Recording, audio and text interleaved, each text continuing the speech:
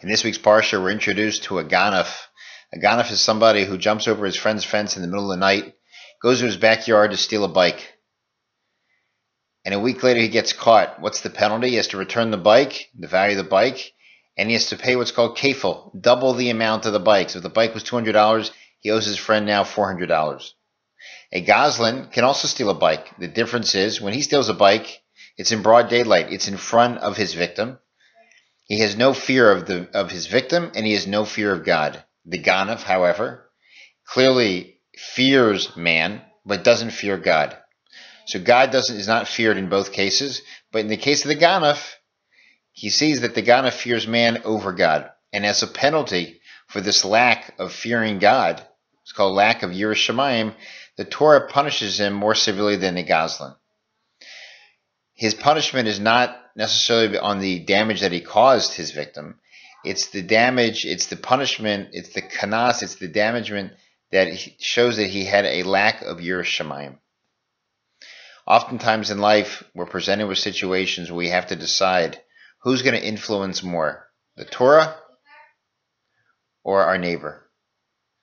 Oftentimes we may have something, whether it's something in business, whether it's perhaps something in food, whether it's something that has to do with Shabbos, so many different areas in life where we're presented a paradox, and we have to decide, are we going to take the straight path, or are we going to take a path perhaps that feels good to us in the short term, but in the long term could cause damage? The concept of yiras shamayim is a concept that's taught in many of the Musar Sfarim. It's a concept that is very, very challenging and very difficult. However, as Jews, we're obligated to put God's commandments at the forefront of all of our actions and all of our thoughts. And oftentimes in life, we're tested. We're tested in business all the time. We're tested in charity, right? We make some money. Are we going to give 10% away? Or are we going to cook the books and give less? When it comes to food, are we going to wait the 5 or 6 hours to have a little bit of meat or milk after meat? On Shabbos, it's mukser, not mukser. So many areas, lashon hara. We could go to one shul and not speak lashon hara. There's another shul, perhaps, different friends, different chevras there that might tempt us to speak lashon hara. So what are we going to do? Choices, we're always making choices. There's a Gemara in Baba Kama, and the Talmidim of Rabbi Yochanan ben Zakkai ask him on his deathbed, Rebbe, give us a bracha. Give us a bracha. And he says, Yehi Ratzayin, it should be God's will that the more shamayim, that the fear that you have on heaven should be ke mora ke basar v'dam. It should be just like the same fear you have of man.